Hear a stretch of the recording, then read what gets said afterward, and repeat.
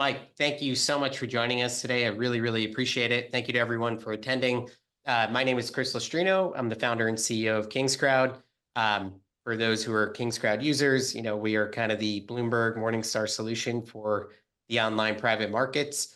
And as one of those efforts in helping people navigate alternative investing, we love to find partners, sponsor partners who come on and provide educational content around learning about other alternative asset classes outside of just the kind of Reg CF, Reg A plus equity and debt space.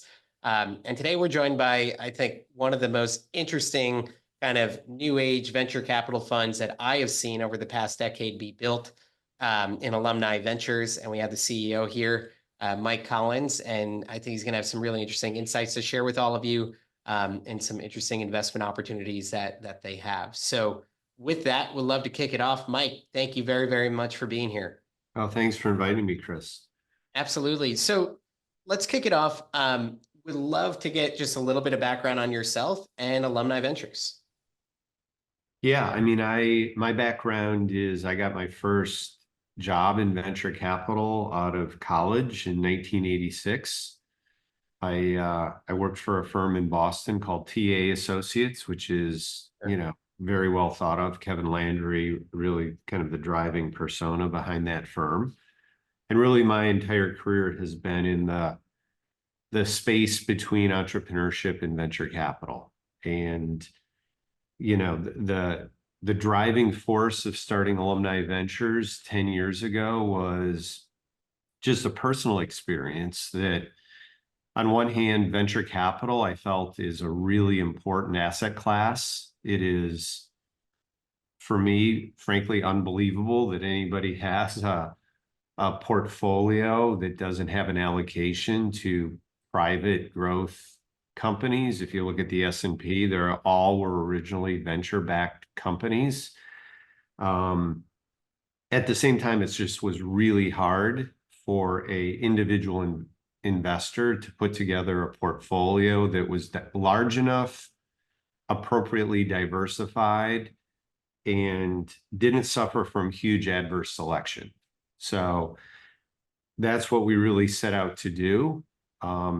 That was really kind of married with a couple of principles, which is, do it together as communities. So we started Alumni Ventures is obviously communities built around alumni of, schools like my alma mater, Dartmouth, Harvard, Stanford, 29 other schools.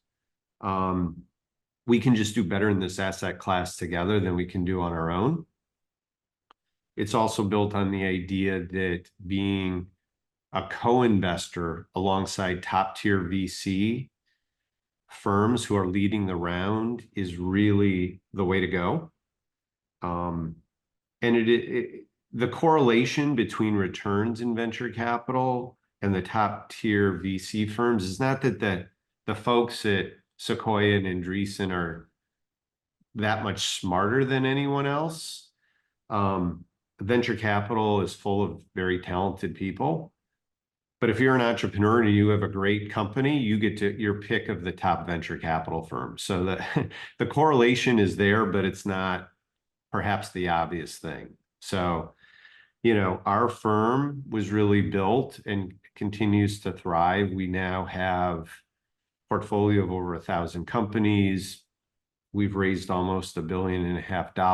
We're the most active venture capital firm in the world. And what we try to do is help our retail customers develop a venture portfolio that is adequately sized, diversified, and really meets their individual needs. Let's talk a little bit about, kind of the origins of Alumni. You started really with these university-focused venture funds, and now you're evolving into other fund products as well.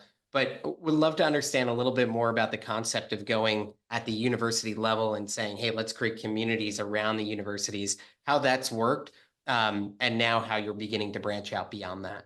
Yeah, I mean, the idea is this is all about the quality of the deals you have access to. And venture capital and affinity in the United States is really built around networks and communities. And, the story of Facebook at Harvard, Google coming out of Stanford, there is a huge nexus of communities around these top schools where you're bringing together research, incredible young talent, and money. And so these have built up, that's just kind of the natural affinity where you want to start. And for a lot of our investors, um, that is kind of where you need to start. You want to start in this asset class by having a portfolio of 20 to 30 companies, well diversified by lead investor, geography, sector. And if you want to just kind of fire and forget, you can stop there. But over time, as we've grown, our investors have wanted to do what they do with public equities, is they want to kind of customize it a bit based on different criteria. And so, a lot of our investors are really smart and they want to invest in deep tech, or they have an interest in seed investing, or they're big believers that AI is going to change everything. So we, over time, again, analogous, Chris, to what you can do in the public markets, there's kind of this layer cake of at the foundation, you have a big diversified fund, similar to like an ETF. And then on top of that, many people decide, yeah, I'd like to customize my portfolio a little bit. And we offer, a dozen or so focused funds. And then the third thing is people just occasionally love to look at individual deals. So we also allow that within our system where, it's a deal we're doing. We have perhaps a little extra allocation. We let our investors opt in to put some more money to work in a deal that really resonates with them for whatever reason. And that also kind of fits the other need, Chris, that our investors really are interested in technology and the future. And they want to learn, and they really want to know what's going on with AI in education, for example, or robotics, or what's going on in immunotherapy. And, this is a great opportunity to learn. A lot of our investors are successful and they're thinking about generational wealth and educating their kids about investing. And there's no better way to do that than, play with live ammunition and look at a real-time deal that VCs are doing this week. So that's how we kind of offer, our product lines to kind of meet our investors where they are in their journey. So I want to be really clear for folks who are on the call. One of the very unique things about you is the fact that you're retail first, right? Accredited investors who want to come into your funds, they can. Versus traditional venture fund, Andreessen isn't going to approach you. Sequoia is not going to approach you and say, hey, you want to put in 10, 25, 50, 100K? They're not going to do that, right? They're looking for multi-million dollars, tens of millions or hundreds of millions from the big pension funds. They're not coming to you. So A, you have access at Alumni Ventures. And then B, this co-investment model, you hit on it a little bit, but I'd love for you to just kind of explain the benefits of the co-investing model rather than being kind of like the primary source of the deals, setting up the structure of the deals. Really, you're just coming in as almost a passive investor in these deals. Let's talk about those benefits. Yeah, there's a couple of things there. One is there's clearly a role for a lead investor with a venture company. I think that the value add is often overblown, frankly. I mean, it's, investing in, Mark when he's at Harvard and going along for the ride is really how you created value there, not because you changed the trajectory of Facebook. But there is clearly a role for lead investors, but they compete fiercely with each other. And so one of the insights, we had is there is also a role in every round of financing for other investors. And frankly, the entrepreneur really often drives that process. And as they're putting together a round, if it's a really great company, they're maybe picking between USV and Lightspeed and, Sequoia. They're going to pick just one. We play the role in essence as, what I like to say is kind of your favorite uncle, which is, we're just going to round out the round. You may have a $25 million check from the lead investor, and we're going to put in two, and we're not going to go on the board. We're not going to renegotiate, and we're going to leave you alone unless you need help. And we are actually incredibly helpful with our portfolio companies, but it's in areas where they're asking. And the beauty of what we can offer is we just have probably the best Rolodex in the industry. So if you need a board member, if you're looking to hire a new CTO, if you need access to, somebody at Amazon or, whatever it is, we are one degree of separation from being able to really help out that company. So, we play with everybody.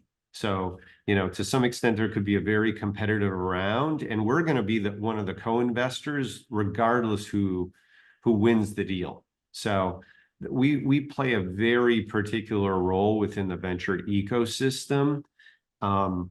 Again, if you were to look at all of our companies, we are investing alongside Khosla, Andreessen, Lightspeed, Google Ventures, USV, all of the name brand firms that, as you pointed out, Chris, retail investors have zero shot at getting access to those deals on their own. And especially in a portfolio, and I do want to make this point about venture capital, which is, I think this is really an important thing to understand, that it is a power law business. And what I mean by that is you can construct a portfolio of 50 companies. Half of them may go away. Another 10, 15 might go sideways, but 5 or 10 of them are going to make all the difference in the world. And so one really needs to not just do a deal here and a deal there, and your accountant showed you this cool new startup. That is really not the best way to play this asset class. The way to play this asset class is invest the appropriate amount for your own portfolio, invest that amount kind of every year, and try to build up a large portfolio where you're co-investing alongside this top tier VC cohort. Because like any asset class, but in particular one like VC that is so power law driven, you really need to diversify by size, sector, year, geography, everything. Couldn't agree more. And, as shown in every asset class, being the stock picker is usually not where you want to be. The passive index approach tends to be the one that drives a consistent long-term returns. 100%. So I definitely want to tell folks, feel free to drop questions into the Q&A or the chat, preferably in the Q&A if you can. We'll look to get to most of them near the end.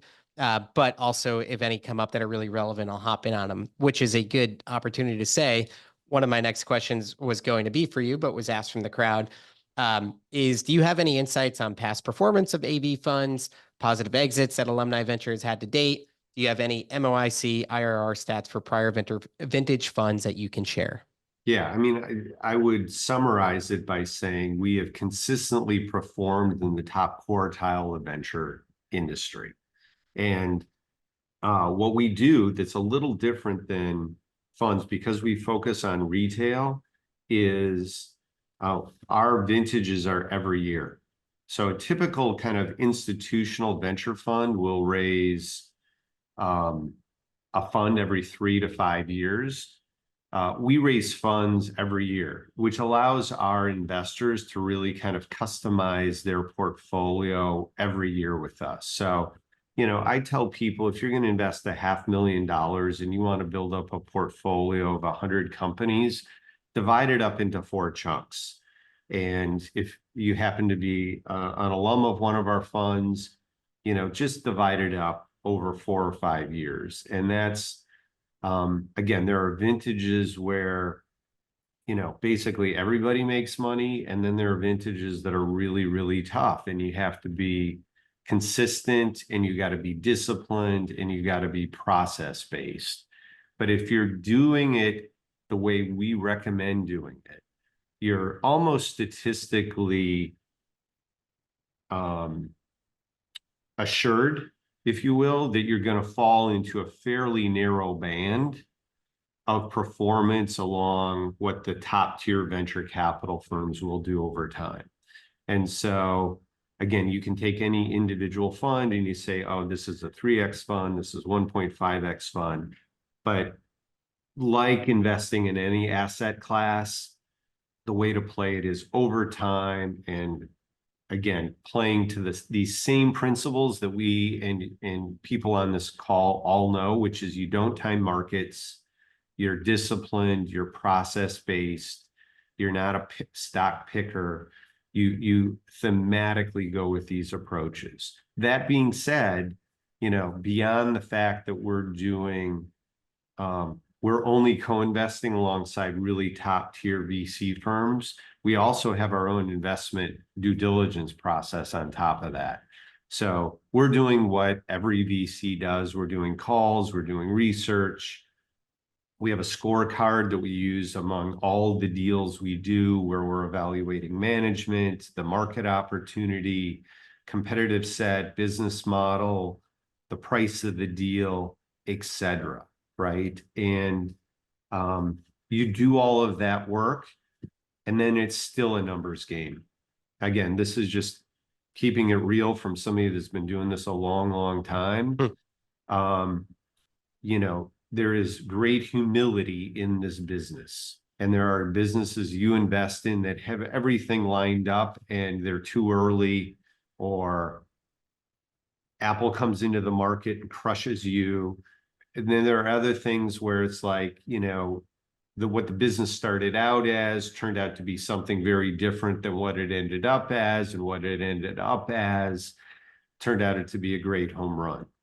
So, we're invested in, some companies that have done really well. Company that we just invested in called Grok. We've invested in a much earlier round. It's kind of an NVIDIA competitor. We think it has just enormous potential to be, that kind of story. From a couple of years back, we were a very early investor in a company called Upstart. This is a company that had a tremendous IPO, doing really, really well over time. Again, we have invested, I think, in now 1,300 companies. So I could speak for 2 hours about, both 100 of those that are tremendous home runs and 100 of those that are, went to zero. So that's just a little bit the nature of the business, and the humility of just being process oriented and disciplined is just what I've learned over time is the right way to do it. Well, there's a lot in there that I'd like to dig in on. To go from a high level, Yeah. you talk about some vintages do super well, other vintages, it's really hard to make money. That's all kind of driven by these market cycles, right? Obviously, early in COVID actually was exceptional for the startup community, right? And capital raising, and everything kind of fell off in a pretty dramatic way around SVB. Where do you think we are in the life cycle of kind of venture capital? Are we in a good market, a bad market? What are your thoughts on that? Yeah, a couple of thoughts on that. One is there are good companies being started in every vintage and every cycle. What you see that ebbs and flows is kind of sentiment and public market sentiment and liquidity. So, and I've seen these cycles in, 88 and 2000 and 2008 and, COVID. Our business tends to just grind it out and does really, really well. And then occasionally it gets a little overheated and prices get crazy and everybody's doing a .com startup. But there's still good business, and then there's a crash, and then there's kind of a slow build over another decade. But if you take one step back, every year, it's, that's more the external noise. At the end of the day, there's a really good company called Amazon that has really good leadership, and they just keep getting better every year, and their stock price goes up and their stock price goes down. If you look at the trajectory, they were just building one hell of a business. Same thing is true in venture capital. In 2020, there were fantastic businesses being started. 2024, there's fantastic businesses being started. In 2020, there were companies that were good ideas at the time that aren't going to make it. Same thing is true this year. So part of the discipline about being a good venture capitalist is just not trying to, you got to kind of tune out the noise. And, one of the reasons we have offices in, all the venture hubs, but our headquarters is up here in, Manchester, New Hampshire, is I like the quiet of not having all of our team kind of in the hype cycles of whatever the flavor of the month is. But, we're coming off, Chris, to answer your question directly, kind of the COVID was a real boom time for raising money. Okay.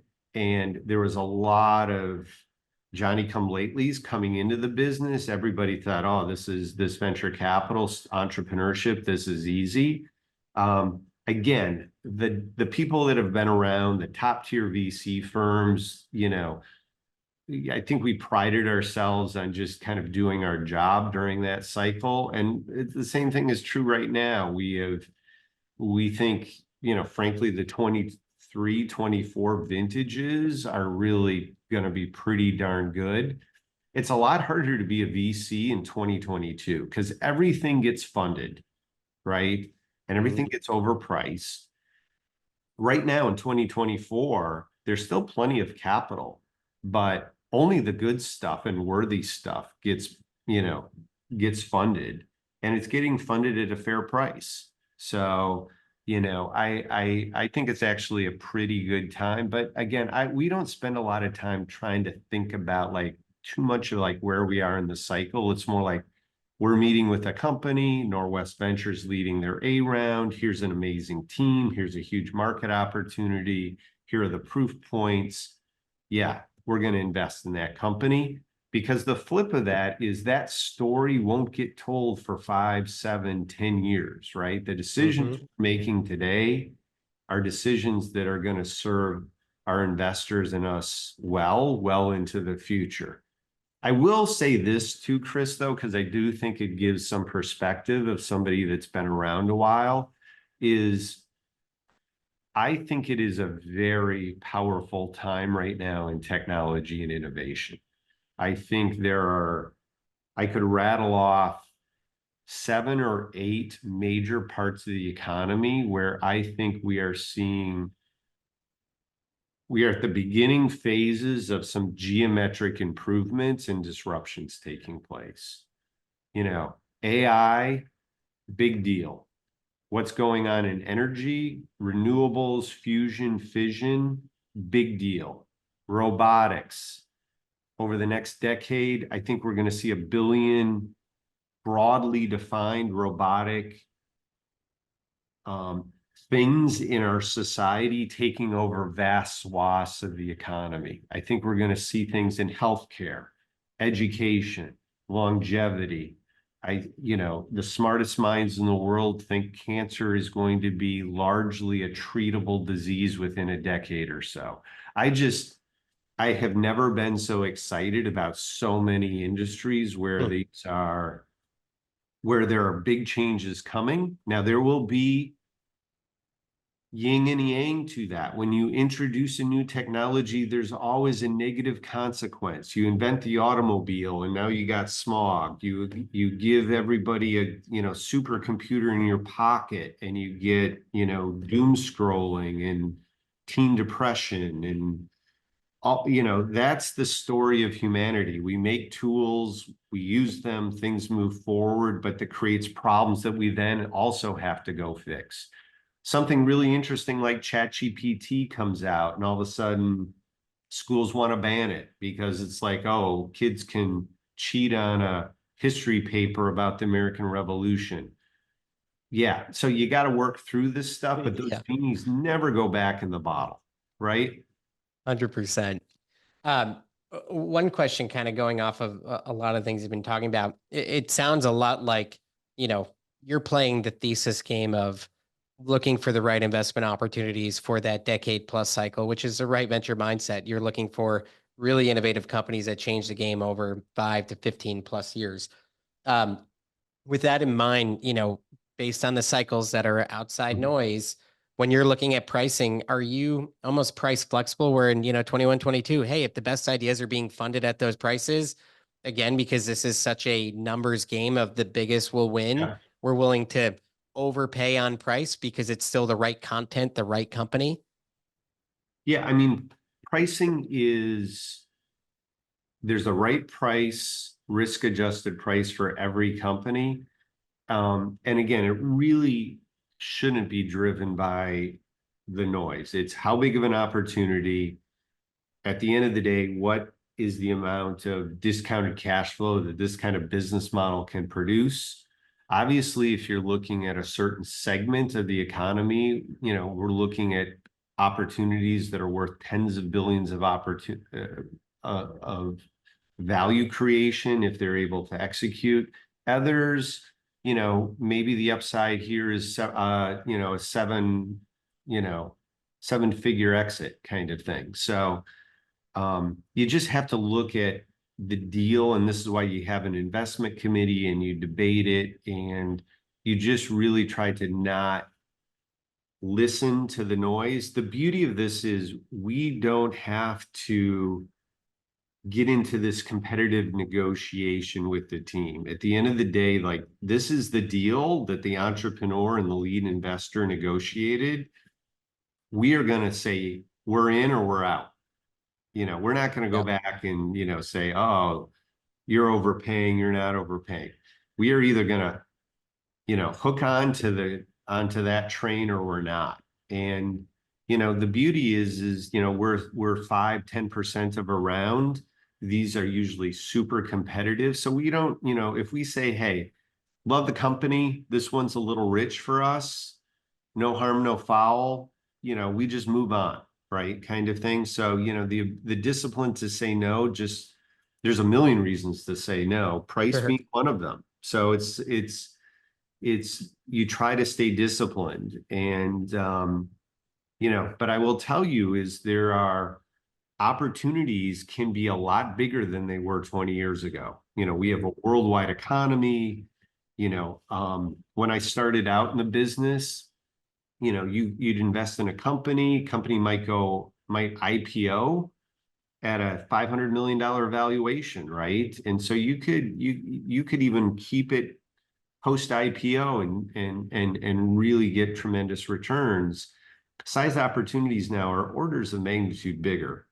And, companies are going public at 5, 20, $50 billion, right? And this is one of my arguments to people who say, you know what, I'm just going to play the public market, the public equities. Well, okay, you're gonna buy in then. Your starting price point is $25 billion, right? Right. You are saying, it's from 0 to $25 billion. Now I'm not going to bother with that. Okay, good for you. I just don't think that's the way. Right. I just don't think that's the way to go. I think the world today is, all that public equity capital, the sovereign wealth funds, the big sources of capital, they've all jumped the fence to get into the later stage private side, right? And it's one of the reasons companies don't go public anymore, is because if I need $1 billion, I'll just raise it privately, right? If Right. you're a good enough story. So it's like, the only people left to play at the end of the train are, kind of the retail investors. So it's like, our job is to kind of like, hey, come on over to this end of the pool, do it the right way. It's the way the smart money does it. I mean, we're obviously major believers in that at KingsCrowd, and feel it's really important for retail to have exposure to the private markets because you're right. Some would argue that when public companies go public, it's the dumping ground to get liquidity and really nothing more at that point. And that's not, on the whole, Yeah. always true, but it's certainly a factor. Um, so you mentioned kind of, you started with these university funds and then you've expanded into some of these themed funds as people have looked for diversification beyond just the university. How do you decide what types of themes to create? Is that driven by things like your thesis on, geometrical changes in some of these different industries? How are you deciding to develop those fund products? I mean, it's actually pretty easy. it's, what are the really smart people investing in? And, you know, and you're doing it hopefully 5 years before the retail world kind of catches hold of it. But yeah, I mean, we're investing with top tier VC firms every day. And, if they're investing in robotics, we're going to have a robotics fund. One of the things we're seeing today is actually, there is a lot of interplay now between hardware and software. And so where there's a lot of really interesting work now is combining some kind of hardware platform and AI. So, one of our companies, Ghost Robotics, was just sold. This is, basically a robot that send into a difficult urban war environment to clear a building instead of Marines.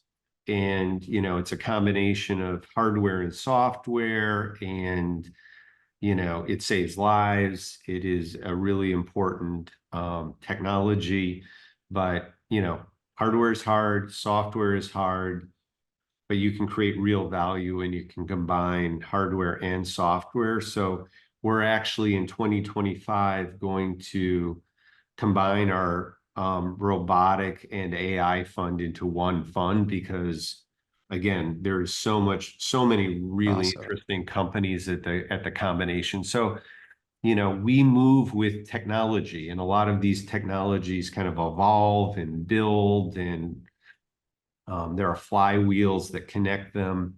That's just, again, the nature of technology. We're really paid to be at the forefront and the edge of the front end edge of that. So, we just put to bed our 2025 class, if you will, of funds that we're gonna offer to our investors. And yeah, they're all, I think, really exciting categories with, huge potential. Love it. Well, we have a whole bunch of questions that have come in, so I'd like to start getting to some of them, Yeah. just in case people have to leave before the hour. So, first question, given that it sounds like you take more of a passive role after you have invested, do you find that you're still given pro rata opportunities for follow-ons in the most successful companies, or do you tend to focus less on follow-ons and more on new deals? No, it's a great question. So again, couple rules of venture capital: get in early, add value to the portfolio company, and chase your winners, right? And so the way we get pro rata is we punch above our weight. So even if we do, and we've developed, I think, a very good reputation among entrepreneurs, we have a whole division of Alumni Ventures we call CEO Services. I just had a meeting with them this morning. And this is a group that does nothing but try to help our portfolio companies, usually with connections, Rolodex kind of, value add. So we have, and I'll just, because I talked about it an hour ago, we have a portfolio company called Pendulum. And this is a group of Stanford academics who have really done some really good work in the gut microbiome related to GLP-1. So obviously we all know the disruptive power of the GLP-1 medications like Mounjaro, Ozempic, and more coming, by the way. But this is a complement to that, or people that aren't quite comfortable with that, with just kind of a gut microbiome that actually helps the body produce their own GLP-1. And so have been working really closely with Pendulum as they want to kind of achieve some certain business objectives that I can't really talk about. But, our team, I think, has been super helpful to that company. And so the company's doing really, really well. And so when they go and raise their B round, that's how you earn your place at the table for follow-on rounds. So when we design our funds, we hold back a significant portion in reserves. So we'll deploy kind of our primary portfolio for, say the Harvard Yard Fund over the course of a year, 18 months, but we'll hold back 20, 30% of our investable capital to put more money into subsequent rounds of financing, because, you love everything at the beginning, but some things, again, work out better than others and get traction. So you definitely want to put more capital behind those companies getting traction. So, yeah, so that's the way we earn allocation and follow-ons. Sometimes it comes through a legal right. Um, you know, a lot of times that legal right is, fairly unsupportable. Mm, So, it's sometimes not worth the paper it's written on, frankly, depending on how the company is doing. But the best way to, is actually add value. So the CEO values you, wants you involved. Most of our entrepreneur CEOs are tremendous people, and they have long memories. On frankly, this is for all of us that are entrepreneurs, this is our baby. We've dedicated a life, a decade or more to these businesses. And people who screw you, that word gets around really quick, and people who do the right thing gets around really quick. So, it's a small community. Most of us that have been in the business understand that, your reputation is everything. So, we work really, really hard to be good partners. And frankly, it's an easier job to be a co-investor than a lead. The lead 100%. is, things go up, things go down. You got to fire your co-founder. We got to cut 50% of our staff. That's the job of the lead investor. We try to be supportive, again, play this favorite aunt, favorite uncle role. It's a nice place to be. Yeah, so I think that kind of answers that I know, question. How absolutely. we Hey, do. listen, the, Yeah. the best investor is a passive investor, and that's one you'll always ask to come along for the ride. I truly believe that I from mean, a it's founder's really perspective. true. I mean, as a multi-time entrepreneur myself, the last thing you want is a pain in the ass investor. And it's Yep. frankly one of the reasons why most good companies and most good venture deals and most entrepreneurs won't bother with an individual investor because, it's, somebody bugging them every 3 weeks, like, how did the meeting go with, Oracle, and it's like, Right. can I run my business, please? You own 0.00001% of the business. Next question here. Are these syndicates close-ended funds, rolling funds, or something else? Yeah, so they're single purpose funds. So the syndications for everybody are those deals where we have what we want for our funds, but we can write a slightly larger check. And so and our investors love it. So we take all of our due diligence, our data room, recording of our, investment committee call, everything we have, and we put it in a data room.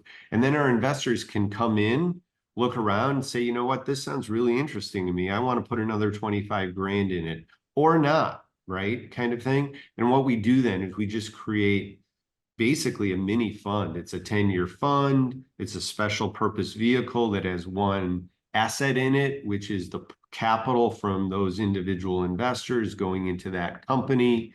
Again, the way we organize it to the company, it shows up as kind of one thing on their cap table, but kind of, behind the curtain, there's our Harvard fund, our Dartmouth fund, our deep tech fund, and a syndication of 52 individual investors.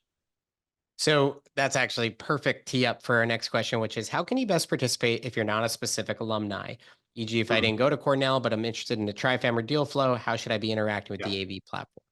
So another great question, which is most accredited investors, 90% of them didn't go to one of our 30 schools. So for years, we've created something, called our foundation fund, which is basically the same thing as an alumni fund. It just is taking little pieces of all of our deals that again are diversified. It's not cherry picking. It is just literally, okay, this deal happens to be an early stage software company led by our MIT team. Here's a later stage, consumer products venture done by our Green D team. So it's a very popular fund called our foundation fund. So that's Got for it. everybody in a starting place. There are other people, and a lot of our investors actually are in some of these funds. So they may have an investment in a venture capital fund for, whatever reason. but they still want to complement that. So maybe they're, a really active seed investor, around the Boston area. And they don't see enough stuff on the West Coast. So they want to go into our Stanford fund, right? Which is obviously doing deals all over the country, but obviously more California stuff. Or they want to do more seed investing, or they want to do deep tech stuff because they really think that a lot of value is created by solving kind of really hard, thorny problems. So at the end of the day, I would argue, we kind of have a product for everybody.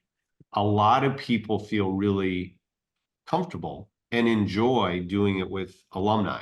So if you went to Northwestern, and there's another side of this too, is we physically get together as investors, and we get together with our portfolio companies. So it's like, if you went to Northwestern, it's kind of fun to go, hang out with other Northwestern people and meet some of our portfolio companies. So there's that kind of high tech, high touch nature to it. But yeah, at the end of the day, Alumni Ventures, av.vc, you can kind of check out all of our funds. We really do have something for everybody. Awesome. To the fee structure, is this a 2 and 20 type 2 setup and for 20. LPs? 2 and 20. Awesome. Yeah. And minimum check size typically? 25 grand. Awesome. And you think about that, 25 grand for a portfolio of 25 companies, all led by kind of top tier VCs, something we're really proud of. Awesome. What percentile would you say alumni venture funds have typically fallen into in terms of performance? And if you have any metrics around IRR, DPI, TVPI, et cetera. Again, I have to be careful from a compliance standpoint. I would Sure. urge you to go Google venture returns, top quartile, over whatever time period you want, right? We are going to fall within one standard deviation mathematically of top quartile venture capital returns for any vintage. That's Got what it. we're kind of designed to do, and that's kind of how the math plays out. One of the things that is really important to understand is the data says that a venture capital portfolio should be at least 50 to 100 companies created over 3 to 4 years at least, right? So people tend to not build a large enough portfolio over a large enough period of time. But if you do those things, again, it's like an ETF. You are going to do kind of what the math is going to tell you you're going to do there. Got Now, it. you can have an outlier, right? You can be unlucky in a fund, you can be super lucky in a fund. We want to minimize kind of the luck quotient in the same way you try to minimize that with your public equities. You want to play this more logically and strategically and use the math. We're just trying to bring that same kind of thought process and discipline to private venture capital, which has kind of historically been viewed as like risky. It's actually no more risky than public equities if you have a big enough portfolio of, kind of top tier companies. Next couple of questions around kind of the management of Alumni Ventures. So Yeah. how many full-time employees do you have? And can you explain the scout system? Are they employees as well? No, good question. So we are something like 120 employees, about half of which are investment professionals, about half of which are back office. So compliance, legal, finance, people and culture, normal back office stuff. We did, I think, 38,000 K1s last year, right? And that's something we're really proud of too, which is, if you're going to go develop a portfolio of 100 venture-backed companies, good luck at tax season. There's another thing, that a reason I started the company 10 years ago. For us, you're going to get one K1. We got out our K1s in March this year. Nice.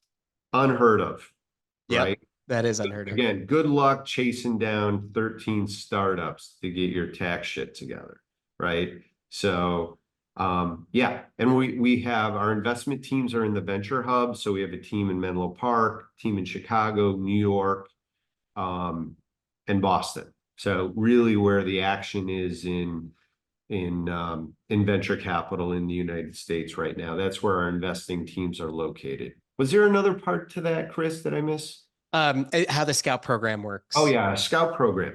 So our scout programs are not employees. They are people that we've met. A lot of times they're ex-entrepreneurs that have started businesses, or they're people that are just they're in the ecosystem and usually organized around a geography or the certain sector, certain technology. And they're people that are really active. This is how a lot of pre-seed and seed deals get done in 2024. It's not, you don't go to Andreessen when you need, 400K to get your startup off the ground.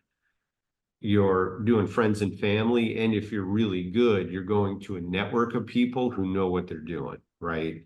And so that's how we do it. We kind of plug those people together. We share deals with them because those people tend to not be as diversified as they want to be all the time. And what we do is we share economics. So if you bring us a deal and we end up doing it, we actually give some carry to the people, Hmm. the scouts who show us a deal. Again, that's only the right way to do it. And that's a kind of a win-win for everybody. So yeah, we have over 100 scouts. Terrific. Actually, perfect flow in from that. What are your top sources of deal flow? Yeah. So our people know what they're doing. So they're on top of these technologies. We get a lot from our portfolio company, which is one of the largest portfolios in the world. So, if you're an AI startup and you're doing well, you're seeing other good AI startup companies. So we get a lot from our existing portfolio companies. We get a lot because we're really tied into the schools. Obviously, Alumni Ventures, we're very plugged into Harvard, MIT, places where there are really good entrepreneurial um, ecosystems and incubators and things like that. We get it from our scouts. And again, we just, we play in this space. We have, 50 plus people that get up every day. And this is their job, is to get into great deals. That's how they build their own careers. That's how they build their own financial security. Um, and then that we just have an enormous network. This is really kind of a network effect story. It's communities, networks, um, you know, not only to source deals, but to help with due diligence and then to help our portfolio companies once we've invested. It is, again, the power of a network versus no matter how talented your 9-person VC firm is and their personal Rolodexes, we kind of swamp that. Just for folks who are on, we have a whole bunch of questions, so we'll try and get through as many before the top of the hour here. But I've also dropped a link if you want to schedule time with their team to learn more, to get more of your questions answered personally. Feel free to sign up there, and we'll also be sending out that information after this call. Hit on a few more questions here before we hit the top of the hour. If you had to choose one characteristic or trait in common across Alumni Ventures' most successful investment outcomes over the years, what has that been? An incredible entrepreneur. Love it. I think that says it all. Given that AV typically co-invests alongside larger VC firms, do you ever consider investing individually in a funding round where there is no lead investor? And if so, under what circumstances would you make such an investment? We always are looking for a lead. Now, when you're talking about pre-seed and seed, the definition is a little different. It's usually more of a syndicate. It's a group of people. There's usually an individual who's not maybe even a venture capitalist full time that is kind of, representing, negotiating the term sheet, has done this before. So in the case of pre-seed, really early stuff, we're looking at, the quality of the syndicate. Okay, so here's a co-founder of Stripe. They know the space. This startup has the right pedigree. There's a group of really good individuals that are providing the seed capital. We're going to be part of that mix.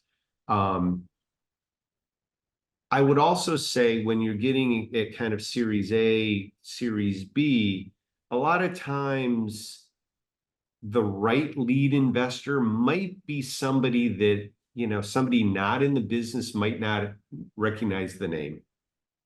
Say this is a gaming company, right? And there are certain firms that kind of specialize in that. And if they're, saying of all the universe of gaming company, I'm going to bet my career capital and write a $15 million to lead their A, and they just have a huge track record in gaming. For us, that is a tier one VC firm. So it's not always the name on the, front of the jersey. It can also be the name on the back of the jersey, right? It's not just, oh, this is this firm that everybody has heard of, but it's this partner who knows this space and knows how to make a decision that puts that company on third base for us. Next question. We're never going to price the round. Yep. We're never going to take a board seat. These are hard rules that in order for us to fill our value proposition to our investors, you can't sit on boards. They're too labor intensive. They're too time intensive. I mean, those of us that have done it, you've got a company, it's not working out. You have an obligation. I've now got to fly on Monday morning for 2 months to Omaha, Nebraska to find a new CEO for this thing. That is a really important role. That is not the role of Alumni Ventures. I actually think that fits well with this next question, which is, can you comment on how to build a strong investor thesis versus randomly investing in everything? Yeah, I mean, you want to have the major threads, the major channels, the major rivers of technology. Again, with pattern recognition over time, what you find is the reason there are 3 companies that are very similar starting in this particular vintage is because all the enabling technologies have made it possible. So if you're doing this for a living, you see what the state of the art is, which is constantly moving and unpredictable, but you're really ready to make a case that, this is not too late, this is not too early, this is that Goldilocks time of where technology is and the right team, the right entrepreneur, and all of the technologies are coming together to make this thing possible that is really going to disrupt an industry. So, I don't know if that exactly answers the question, but I think that is how we try to develop a thesis that makes it appropriate. And I'll add to that answer this way, which is the way we organize our teams internally. We have 13, we don't have just 50 professionals, we have 13 teams. So usually within a team, they'll be T-shaped. So they'll have an alumni fund or 2 in that team, but then they'll have a vertical area of special interest. That doesn't mean they're the only team that can do robotics deals or do blockchain deals or can do a deal led by a woman founder. But they lean into that and they know the people and they have a reputation and they go to the conferences. So the way we organize our teams is trying to marry being a good generalist with having a particular vertical expertise. And that is career advice that we have for our young people that are developing in this apprentice-like business is, yeah, you have to be a generalist. You have to know the foundational principles of, evaluating pricing, the lead investor, the quality of the entrepreneur. Those things come with reps and pattern recognition. But if you want to be a Midas touch investor, you better develop a reputation of being the go-to guy for X or gal for X. I think this is a solid question to end on here, which is, Mike, I'm curious, what are 1 or 2 areas that you've changed your mind on since you started? something that you thought you knew or believed when you started, but that you changed your mind on as an investor with the decades of experience? Yeah, I mean, I think I've definitely missed on particular deals. So we could, again, go through hours of deals I was right around, deals I was right but early around, and ideas I was dead wrong about. I think one thing that I think I've changed my position on the uniqueness of the American entrepreneurial ecosystem.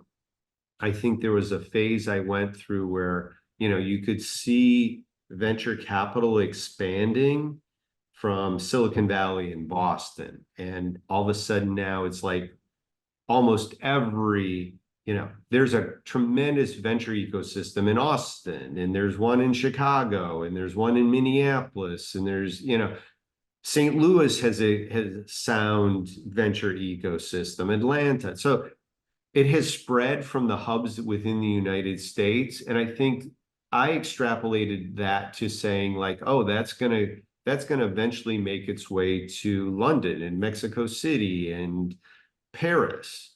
And that is not true today. I think it eventually will be true, but I think I underestimated all the unique, great stuff of this country for entrepreneurship and technology. And I think we take it for granted. I mean, if you look at the number of unicorns within a 10-mile radius of San Francisco airport, or the amount of money that has been made within 15 miles of that airport compared to Germany,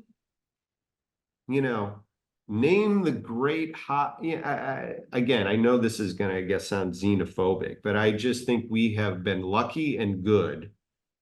And, it's a combination of great academic institutions. I think we've had a really strong kind of attraction to really gritty immigrants. Again, if you look at who's built great companies, they again, disproportionately are from first generation kind of gritty people. Our legal system, our tax system, there has been a lot of things that we have gotten right that has unleashed this enormous engine that is pretty unique in the world. And there is one of the things that has gone on, Chris, is there is capital that has been made in smelting in South America, and they want to take their family money and invest it in US tech, frankly. So that has been slower, kind of spreading the gospel of US venture capital globally. It is better than it was 10, 20 years ago, but it is a lot slower than I thought it would have been. Understood. Well, this has been a really phenomenal conversation, Mike. Thank you so much for all of your insights, and absolutely love what you've built and what you're building. And as I already mentioned, all the folks who are on the call, feel free to set up time with their team to chat with them more. I'll also drop their website here, and we'll be following up both with the recording as well as all these links, so you can go and check all this stuff out. But thank you again, Mike. It's been a really terrific conversation. And we just encourage people, our people are really generous with their time and talking to people. Part of our mission and the reason I started this company was to democratize venture capital. And obviously you have to be accredited. So, in our wisdom, you have to be a millionaire to invest in a tech company. But, for accredited people, we want to help you create the right venture portfolio for you on your stage of life, what you're interested in. It should be fun, it should be lucrative, all of that. So anybody, wants to hop on a phone with one of our people, we'd encourage you to do that. I appreciate that. That's awesome. Well, thank you everyone for attending, and have a wonderful day. Thank you, Chris. Take care, Mike. Have a good one.